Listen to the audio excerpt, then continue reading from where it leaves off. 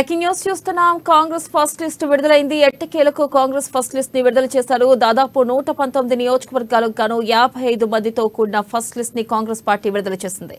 అలాగే మనం చూసుకున్నట్టయితే ఇక్కడ ప్రధానంగా ఎస్సీ, ఎస్టీ, బీసీ కేటగిరీలకు తగిన న్యాయం జరిగిందా ఈ ఫస్ట్ లిస్ట్ లో అనేది కూడా మనం చూసుకోవచ్చు. అయితే ప్రధానంగా చూసుకున్నట్టయితే ఇటు ఒకే కుటుంబానికి చెందిన ఇద్దరికి మాత్రం 2 సీట్ల చొప్పున ఇచ్చారు. మరి దీనిపై అసంతృప్తి నేతలు ఏమంటారు? అలాగే 55 మందిలో ప్రధానంగా మనం చూసుకున్నట్టయితే ఎవరెవరికి అంటే సీట్లు కేటాయించారో కూడా మనం చూసుకోవచ్చు. ఇక్కడ ప్రధానంగా మనం చూస్తున్నట్టయితే ములుగు నుంచి సీతక్కకి మరొకసారి అవకాశం ఇచ్చినట్లుగా కూడా తెలుస్తుంది. అయితే ఎస్సీ, ఎస్టీ కేటగిరీలో తగు న్యాయం జరిగిందా అంటే కూడా కొంతమేర సందేహం వ్యక్తమవుతుంది. అయితే మనం చూసుకోవచ్చు కాంగ్రెస్ పార్టీ 70 సీట్ల పేర ప్రకటిస్తుందని అందరూ ఆశాభావం వ్యక్తం చేశారు. అయితే మనం ఇక్కడ చూసుకున్నట్టయితే కేవలం 55 మందితో ఫస్ట్ లిస్ట్ ని విడుదల చేసింది. అయితే ఈ ఫస్ట్ లిస్ట్ ని కేవలం 55 మందితో విడుదల చేయడానికి గల కారణాలు ఏంటి అంటే అసంతృప్త నేతలను బుజ్జగించడానికి కొంతమేర సమయం తీసుకుందనుకోవచ్చు, లేకపోతే మరి ఇతర కారణాలు ఉన్నాయా ఫస్ట్ లిస్ట్ ని విడుదల చేయడానికి? అలాగే ఇక్కడ మనం ప్రధానంగా చూసుకున్నట్టయితే ఫస్ట్ లిస్ట్ లో కొంతమంది పేర్లు ఎవరైతే పేర్లు వస్తాయనుకున్న పేర్లు కూడా ప్రధానంగా రాకపోవడం జరిగింది. అయితే ఫస్ట్ లిస్ట్ లో ఇటు తుమ్మల నాగేశ్వరరావు గానీ పొంగులేటికి గానీ ఇంతవరకు టికెట్ కన్ఫర్మ్ చేయని వైనం నెలకొంది. అయితే ఈ నేపథ్యంలో మరి సెకండ్ లిస్ట్ వీళ్ళ పేర్లు వస్తుందా? అలాగే ప్రధానంగా ఇతర పార్టీల నుంచి వచ్చిన వారికి కూడా కొంతమేర సీట్లను కేటాయించారు. అయితే ప్రధానంగా వారి ప్రాముఖ్యత నేపథ్యంలో ఇటు మైనంపల్లికే గానీ సీట్లు కేటాయించడం జరిగింది. అలాగే ప్రధానంగా మనం చూసుకున్నట్టయితే ఇటు మరి తుమ్మలకి పొంగులేటికి మరి నెక్స్ట్ లిస్ట్ లో అవకాశం కల్పిస్తారా? మరి ఒకవేళ అవకాశం ఇస్తే ఏ నియోజకవర్గాల నుంచి వాళ్ళకి పోటీ చేయనిస్తారో అనేది కూడా ఒక రకంగా ఆసక్తి నెలకొంది. మనం ప్రధానంగా చూసుకున్నట్టయితే ఇటు కాంగ్రెస్ ఎట్టకేలకు 119 నియోజకవర్గాలకు గాను 55 మందితో ఫస్ట్ లిస్ట్ అయితే రెడీ చేసింది. మరి ఈ మేరకు ఇటు అసంతృప్త నేతలు ఏమంటారు? మరి మనం ప్రధానంగా చూసుకున్నట్టయితే మరి అనుకున్న విధంగా సీట్లు కేటాయించారా? మరి అన్ని సామాజిక వర్గాలకి తగు న్యాయం జరిగిందా అనేది మాత్రం కొంతమేర ఆసక్తి నెలకొంది.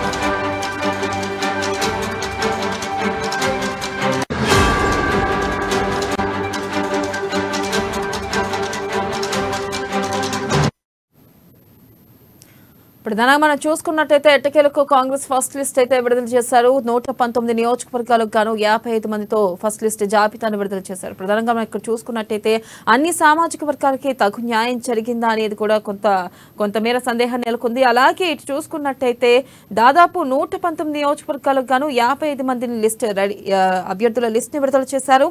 అయితే ఇంతకన్నా ఎక్కువ ఫస్ట్ లిస్ట్ వస్తుంది అనుకున్నాం. దాదాపు 70 మంది వరకు అభ్యర్థులు ప్రకటించే అవకాశం ఉంది అని అనుకున్నాం. కానీ ఈ నేపథ్యంలో ఎన్నికల్లో కొంతమేర అసంతృప్తిని తగ్గించుకోవడానికే తక్కువ అభ్యర్థుల లిస్ట్ ని విడుదల చేశారనేది కూడా మనకి ప్రధానంగా వ్యక్తమవుతుంది. అయితే దీనిపై పూర్తి సమాచారాన్ని మనకు అందించడానికి మనతో పాటు సిద్ధంగా ఉన్నారు ప్రణయ్. వారితో మాట్లాడేద్దాం. ప్రణయ్, చెప్పండి, ప్రధానంగా మనం చూసుకున్నట్లయితే 119 నియోజకవర్గాలకు గాను కేవలం 55 మందినే ప్రకటించారు. దీనికి గల కారణాలు ఏంటంటారు? ప్రధానంగా అసంతృప్తులని అంటే తగ్గించుకోవాలనా, లేకపోతే కొంతమేర అసంతృప్తిని బుజ్జగించాలనే దృష్టిలో పెట్టుకుని ప్రధానంగా ఈ మేరకు తక్కువ మంది అభ్యర్థులను ప్రకటించారనుకోవచ్చు? రైట్, థ్యాంక్ యూ వెన్నెల. ప్రధానంగా కాంగ్రెస్ పార్టీకి సంబంధించి మనం మొదటి నుంచి మాట్లాడుకోవాలి. 119 నియోజకవర్గాల్లో కాంగ్రెస్ కి కర్ణాటక ఎన్నికల తర్వాత కొంత గ్రాఫ్ పెరిగిందని చెప్పుకోవాలి. అండ్ దాంతో పాటుగా కాంగ్రెస్ పార్టీ అమలు చేస్తున్నటువంటి డిక్లరేషన్ ఏవైతే ముందు నుంచి చెప్తా ఉన్నారో ఆ డిక్లరేషన్లకు సంబంధించినటువంటి ప్రక్రియలో కూడా కాంగ్రెస్ పార్టీ కొంత దూకుడుగానే వ్యవహరిస్తా ఉంది. ఆ తర్వాత కాంగ్రెస్ పార్టీలోకి ఇతర పార్టీల నుంచి కూడా పెద్ద ఎత్తున నేతలు రావడము, అంతేకాకుండా కాంగ్రెస్ పార్టీకి 119 నియోజకవర్గాలకు గాను దాదాపుగా కూడా 1700కు పైగా కూడా అప్లికేషన్స్ వచ్చినటువంటి సిచ్యువేషన్స్ ఉన్నాయి. ఈ 119 నియోజకవర్గాలలో దాదాపుగా చూసుకుంటే 20 నుంచి 30 నియోజకవర్గాల దాదాపు వివిధ పార్టీల నుంచి వచ్చినటువంటి నేతలే ఉన్నారు. అంతేకాకుండా కొందరు నూతనంగా రాజకీయాల్లోకి వచ్చినటువంటి వాళ్ళు ఉన్నారు, ఎన్ఆర్ఐలు కూడా ఉన్నారు. అయితే ఈ నేపథ్యంలోనే కాంగ్రెస్ పార్టీకి స్టీరింగ్ కమిటీకి కొంత ఇబ్బందికర వాతావరణం అయితే నెలకొంది అని చెప్పుకోవాలి. ప్రధానంగా చూసుకుంటే ఈ కాంగ్రెస్ పార్టీలో ఈ యొక్క లిస్టులకు సంబంధించి ఎవరైతే అభ్యర్థులకు సంబంధించిన ప్రకటనకు సంబంధించి కొంత హెడేక్ గానే మారింది అని చెప్పుకో. అయితే ఈ నేపథ్యంలోనే గత 3-4 సార్లు కూడా స్టీరింగ్ కమిటీ ఢిల్లీ వేదికగా కూడా లిస్టును రెడీ చేసేందుకు పూర్తి స్థాయిలో సన్నాహాలు చేసినప్పటికీ కూడా 70 నుంచి 80 స్థానాల్లో టికెట్లను మొదటి విడతగా అనౌన్స్ చేస్తామన్నటువంటి కాంగ్రెస్ పార్టీ తొలి జాబితాగా మొత్తం 55 మందికి సంబంధించినటువంటి లిస్ట్ అయితే అనౌన్స్ చేసిన పరిస్థితులు అయితే కనబడతా ఉన్నాయి. అయితే దీంట్లో ప్రధానంగా మనం చూసుకుంటే అధికార పార్టీకి ఆపోజిట్ గా నిలబడేటువంటి పర్సన్ ఎవరైతే ఉన్నారో ఇప్పుడు ప్రతి కాన్స్టిట్యున్సీకి సంబంధించి మనం చూసుకున్నప్పటికీ అధికార పార్టీలో ఇప్పుడు బీఆర్ఎస్ పార్టీ లిస్ట్ విడుదలైపోయి దాదాపుగా కూడా నెల పైకి వస్తా ఉంది. ఈ రోజు ఆల్రెడీ బీఫామ్లు కూడా ఇస్తున్నటువంటి సిచ్యువేషన్స్ కూడా ఉన్నాయి. అయితే ఈ నేపథ్యంలోనే ఇప్పుడు కాంగ్రెస్ పార్టీ లిస్ట్ కూడా పూర్తి స్థాయిలో అదే యాంగిల్లో ఉండాలి, కాంగ్రెస్ పార్టీకి సంబంధించినటువంటి నేతల లిస్ట్ కూడా అంతే ఉండాలి అన్నటువంటి యాంగిల్లో కూడా స్టీరింగ్ కమిటీ పూర్తి స్థాయిలో సన్నాహాలు చేసింది. ఇక మనం లిస్ట్ కి సంబంధించి 55 మంది పేర్లకు సంబంధించినటువంటి అంశాన్ని మనం చూసుకుంటే మొదటగా బెల్లంపల్లి నియోజకవర్గానికి సంబంధించి గతం వినోద్ కుమార్ కి అయితే టికెట్ కేటాయించిన పరిస్థితులు అయితే ఉన్నాయి. ఇక మంచిర్యాల ప్రేమ్ సాగర్ కి సంబంధించిన టికెట్ మనకు కనిపిస్తా ఉంది. నిర్మల్ కి శ్రీహర్ రావుకు టికెట్ కేటాయించడం జరిగింది. దాంతో పాటుగా అల్లాపూర్కు వినయ్ కుమార్ రెడ్డికి టికెట్ అయితే ఇచ్చినటువంటి సిచ్యువేషన్స్ కనబడతా ఉన్నాయి. ఇక బాన్స్వాడ్ కి సంబంధించి బాలకొండరు చూసుకుంటే మనకు సునీల్ కుమార్ కనబడతా ఉన్నారు. అంటే బోధన్ కి సంబంధించి శ్రీధర్ రెడ్డి, జగిత్యాల జీవన్ రెడ్డి, జగిత్యాల మొదటి నుంచి కూడా జీవన్ రెడ్డి టికెట్ కైవసం చేసుకుంటా ఉన్నారు. ప్రతిసారి కూడా జీవన్ రెడ్డికి జగిత్యాల టికెట్ నుంచి రావడం అది యాజ్ యూజువల్ గా పాత సీటే కనుక ఆయనకి మళ్ళీ కేటాయించిన సిచ్యువేషన్స్ ఉన్నాయి. ధర్మపురికి సంబంధించి లక్ష్మణ్ కి టికెట్ అయితే ఇవ్వడం జరిగింది. రామగుండం కి రాజ్ ఠాగూర్ గతంలో 2018లో కూడా కాంగ్రెస్ పార్టీ నుంచి పోటీ చేశారు. మళ్ళీ రామగుండం నియోజకవర్గం నుంచి మళ్ళీ కూడా రాజ్ ఠాగూర్ కి టికెట్ అయితే కేటాయించిన సిచ్యువేషన్స్ అయితే కనబడతా ఉన్నాయి. ఇక మన మంత్రిని చూసుకుంటే శ్రీధర్ బాబుకు మొదట మనం అనుకున్నాం శ్రీధర్ బాబుకు టికెట్ కన్ఫర్మ్ ఆల్మోస్ట్ అని అనుకున్నాం, అదే పేరు ఫైనల్ గా కనబడతా ఉంది. పెద్దపల్లికి సంబంధించి విజయ రమణారావుకి సంబంధించిన టికెట్ అయితే కనబడతా ఉంది. అక్కడ కొంత పోటీ ఉన్నప్పటికీ కూడా మరొక నేత కూడా ఆశిస్తున్న నేపథ్యంలో మళ్ళీ విజయ్ కుమార్ కి ఇవ్వడం జరిగింది. విజయ రమణారావుకి టికెట్ అయితే కేటాయించిన సిచ్యువేషన్స్ అయితే కనబడతా ఉన్నాయి. వేములవాడ ఆది శ్రీనివాస్ మొదట మనం అనుకున్నటువంటి టికెటే, ఆ టికెట్ కూడా ఆల్మోస్ట్ ఆయనకి కేటాయించిన సిచ్యువేషన్స్ అయితే కనబడతా ఉన్నాయి. మాన్కొండూరుకు సంబంధించి సత్యనారాయణకు టికెట్ కేటాయించడం జరిగింది. ఇక మెదక్ కి సంబంధించి మైనంపల్లి రోహిత్, ఇప్పటి వరకు మైనంపల్లి తన టికెట్ కోసము కొడుకు టికెట్ కోసము అధికార బీఆర్ఎస్ పార్టీ నుంచి ఆయన రాజీనామా చేసి కొడుకు టికెట్ కోసం అయితే వెళ్ళినటువంటి సిచ్యువేషన్స్ మనందరికీ తెలిసిందే.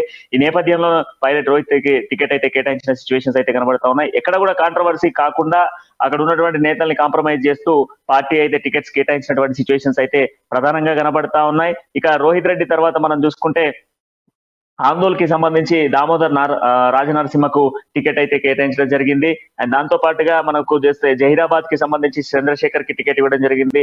సంగారెడ్డికి సంబంధించి జగ్గారెడ్డి ఆల్మోస్ట్ టికెట్ కన్ఫర్మ్ అయిన టికెటే మనకు తెలిసినటువంటి అంశమే.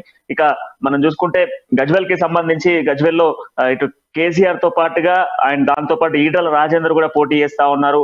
ఈటల రాజేందర్ కి సంబంధించినటువంటి నేపథ్యం, ఇద్దరు బలమైన నేతలు అక్కడ పోటీలో ఉన్న నేపథ్యంలో అక్కడ మరొక బలమైన నేతలే ఉండాలి అన్నటువంటి నేపథ్యంలోనే నరసింహారెడ్డికి ఈ టికెట్ అయితే కేటాయించినటువంటి సిచ్యువేషన్స్ అయితే కనబడతా ఉన్నాయి. మనం చూసుకుంటే బెల్లంపల్లి నియోజకవర్గంలో వినోద్ కి టికెట్ అయితే కేటాయించినటువంటి సిచ్యువేషన్స్ అయితే మనకు ప్రధానంగా కనబడతా ఉన్నాయి. ఇక భద్రాచలానికి సంబంధించి చూస్తే పోదెం వీరయ్యకి సంబంధించినటువంటి టికెట్ మనకు కేటాయింపులో కనబడతా ఉంది. ఇక మదిరాకి సంబంధించి బట్టికి టికెట్ కేటాయించడం జరిగింది. ములుగు యాజ్ యూజువల్ సీతక్కకి కేటాయించడం జరిగింది. భూపాలపల్లి నియోజకవర్గానికి సంబంధించి ఈసారి గండ్ర సత్యనారాయణకు టికెట్ అయితే కేటాయించడం జరిగింది. అయితే గతంలో 2018లో గండ్ర వెంకటరమణారెడ్డి కాంగ్రెస్ పార్టీలో గెలిచి అనంతరము బీజేపీ పార్టీలో చేరడం జరిగింది. ఈ నేపథ్యంలో గండ్ర సత్యనారాయణ మొదటి నుంచి కూడా రేవంత్ రెడ్డికి అత్యంత సన్నిహితుడిగా ఉన్నారు. ఆయన టీడీపీ పార్టీలో ఉన్నప్పుడు కూడా రేవంత్ రెడ్డితో అత్యంత సన్నిహితంగా ఉన్నటువంటి గండ్ర సత్యనారాయణకి టికెట్ అయితే కేటాయించడం జరిగింది. నర్సంపేటకు సంబంధించి మాధవరెడ్డికి టికెట్ అయితే కేటాయించడం జరిగింది. ఇక స్టేషన్ గన్పూర్ నియోజకవర్గానికి చూస్తే సింగారపు ఇందిర గతంలో 2018లో కూడా సింగారపు ఇందిరాకే టికెట్ కేటాయించడం జరిగింది తాటికొండ రాజయ్యపై పోటీకి. ఈసారి కూడా మళ్ళీ స్టేషన్ గన్పూర్ సింగారపు ఇందిరాకే కేటాయించినటువంటి సిచ్యువేషన్స్ అయితే కనబడతా ఉన్నాయి. ఆలేరుకి సంబంధించి ఐలయ్యకి సంబంధించిన టికెట్ మనకు కన్ఫర్మ్ గా కనబడతా ఉంది. ఎందుకంటే ఐలయ్యకి సంబంధించి లాస్ట్ 2018లో కూడా ఐలయ్య ఉన్నారు. సో ఈ నేపథ్యంలో ఆయనకు మళ్ళీ టికెట్ ఇవ్వడం జరిగింది. ఇక నకరేకల్కి సంబంధించి చూస్తే వేముల వీరేశానికి కూడా టికెట్ ఇచ్చినటువంటి సిచ్యువేషన్ కనబడతా ఉన్నాయి. నల్గొండకి సంబంధించి కోమటిరెడ్డి వెంకటరెడ్డికి సంబంధించినటువంటి టికెట్ కనబడతా ఉంది. కోదాడ ఉత్తమ్ పద్మావతికి టికెట్ అయితే ఇవ్వడం జరిగింది. ఇక హుజూర్నగర్ కి సంబంధించి ఉత్తమ్ కుమార్ రెడ్డి, నాగార్జున సాగర్ వీరయ్యకి సంబంధించిన టికెట్ కనబడతా ఉంది. కొల్లాపూర్ కి సంబంధించి జూపల్లి కృష్ణారావుకి టికెట్ అయితే కేటాయించడం జరిగింది. కొల్లాపూర్ కి సంబంధించినటువంటి దాంట్లో జూపల్లి కృష్ణారావు ఇప్పుడు బలంగా అక్కడ కనిపించేటువంటి నేత. సో ఆయనకు టికెట్ అయితే ఇవ్వడం జరిగింది. షాద్ నగర్ కి సంబంధించి శంకరయ్య, కలవకుర్తికి సంబంధించి నరసింహారెడ్డి, అచ్చంపేట్ కి సంబంధించి వంశీ కృష్ణ, నాగర్ కర్నూలు కి సంబంధించి రాజశేఖర్ రెడ్డి, అల్లంపూర్ కు సంబంధించి సంపత్, గజ్వెల్ కి సంబంధించినటువంటి తిరుపతయ్య, కొడంగల్ నుంచి రేవంత్ రెడ్డి, సికింద్రాబాద్ నుంచి సంతోష్ కుమార్, అదే విధంగా బషీరాబాద్ రాజేష్ కుమార్, పుల్లేటి అండ్ చంద్రాయన్గుట్టకి సంబంధించి గోషామాల్ కి సంబంధించి మొగిలి సునీతకు కేటాయించడం జరిగింది. మనం అనుకున్నట్టే షబీర్ టికెట్ కనబడతా ఉంది. ఫిరోజ్ ఖాన్ టికెట్ నాంపల్లి నుంచి కనబడతా ఉంది. కోట నీలిమకి సంబంధించి అనంత్ నగర్ లో కొంత కాంగ్రెస్ కి పోటీ అయినప్పటికీ కూడా కోట కొంత ఏఐసిసి పనిచేసి గతంలో రాజకీయ అనుభవాలు ఉన్నప్పటికీ ఒక జర్నలిస్ట్ గా పనిచేసినటువంటి కోట నీలిమకు మళ్ళీ టికెట్ ఇవ్వడం జరిగింది. సో మొత్తానికి ఈ యొక్క వికారాబాద్ కి సంబంధించి గడ్డం ప్రసాద్ కి సంబంధించి పరిగికి సంబంధించి మనోహర్ రెడ్డి, పి రామ్మోహన్ రెడ్డికి గతంలో ఆయన మాజీ ఎమ్మెల్యేగా ఉన్నటువంటి ఆయన కేటాయించడం జరిగింది. చేవెళ్లకు భరత్, అదేవిధంగా ఉప్పల్ పరమేశ్వర్ కి సంబంధించి కొంత కాంట్రవర్సీ అవుతా ఉంది. ఉప్పల్ నియోజకవర్గంలో ఇటు రాగిడి లక్ష్మారెడ్డితో పాటుగా ఇటు సింగిరెడ్డి సోమశేఖర్ రెడ్డి కూడా టికెట్ ఆశించారు. అయితే సింగిరెడ్డి సోమశేఖర్ రెడ్డికి అదేవిధంగా ఏదైతే రాగి కాకుండా ఈసారి పరమేశ్వర్ రెడ్డికి అయితే టికెట్ కేటాయించడం జరిగింది. మనం చూస్తే మేడ్చల్ మల్కాజ్గిరికి ఈ టికెట్ కూడా చాలా కొంత ఆసక్తి రేపినటువంటి టికెట్ అని చెప్పుకోవాలి. దీంట్లో ప్రధానంగా హరివర్ధన్ రెడ్డితో పాటుగా తోటకూర వర్జేష్ యాదవ్ అండ్ దాంతో పాటుగా మరొక 2-3 నేతలు కూడా మేడ్చల్ తీసుకున్నటువంటి నేపథ్యంలో ఈ మేడ్చల్ తోటకూర యాదవ్ అయితే కేటాయించినటువంటి సిచ్యువేషన్స్ అయితే కనబడతా ఉన్నాయి.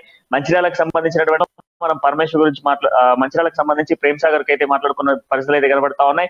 మొత్తానికి 55 సీట్లకు సంబంధించి ఈ మొత్తం 119 నియోజకవర్గాలలో 55 సీట్లను పూర్తి స్థాయిలో కూడా కాంగ్రెస్ పార్టీ కేటాయించినటువంటి సిచ్యువేషన్స్ ప్రధానంగా కనబడతా ఉన్నాయి. ఈ 55 ప్రాంతాలలో పోటీ చేసేటువంటి ప్రతికి సంబంధించినటువంటి విషయాలలో చూసుకుంటే ఈ రోజు మనకు 15 మందిలో ప్రధానుకుంటే దీంట్లో 2 మంది కొత్తగా పార్టీలో చేరిన నేతలే కనబడతా ఉన్నారు. ఈ కొత్తగా పార్టీలో చేరినటువంటి నేపథ్యంలో కూడా కన్ఫర్మ్ గా టికెట్ వీళ్ళకే అన్నటువంటి యాంగిల్ లో కూడా లిస్ట్ అయితే విడుదల చేసిన సిచ్యువేషన్స్ కనబడతా ఉన్నాయి. ఇక మిగతా లిస్టు బ్యాలెన్స్ ఉన్నటువంటి లిస్టును కూడా తొందరగానే కాంగ్రెస్ పార్టీ విడుదల చేసేందుకు సన్నద్ధాలు చేస్తా ఉంది. ఇప్పటికే 50 బరిలో నియోజకవర్గాలలో విస్తృత స్థాయిగా కూడా పర్యటించేందుకు, ప్రజల్లోకి వెళ్లి ఆ ప్రజా మన్నలు ఉండేందుకు, ప్రజల్లో ప్రచారం చేసుకునేందుకు టైం కావాలి అన్నటువంటి నేపథ్యంలోనే మరి పూర్తిగా 45 రోజుల సమయం ఉన్న నేపథ్యంలోనే 55 మందికి సంబంధించిన లిస్ట్ అయితే విడుదల చేసినటువంటి పరిస్థితులు అయితే కనబడతా ఉన్నాయి. ప్రతి నేత ఇప్పటికే ఆసక్తిగా ఎదురు చూస్తా ఉన్నారు. కాంగ్రెస్ పార్టీకి సంబంధించినటువంటి టికెట్స్ ఎవరికి వస్తాయి, ఎప్పుడు వస్తాయి అన్నటువంటి ఆలోచనలతో ఎదురు చూస్తున్నటువంటి కాంగ్రెస్ పార్టీ ఉదయంగానే మొత్తం కాంగ్రెస్ పార్టీకి సంబంధించిన లిస్ట్ అయితే విడుదల చేసినటువంటి దాఖలాలు అయితే కనబడతా ఉన్నాయి. పూర్తి స్థాయిలో కొంత అసంతృప్తి ఉన్నటువంటి ప్రాంతాల్లో మాత్రం కొంత ముందుగానే వాళ్ళందరినీ కూడా సెట్ చేసిన తర్వాతే లిస్ట్ అయితే విడుదల చేసినటువంటి పరిస్థితులు అయితే కనబడతా ఉన్నాయి.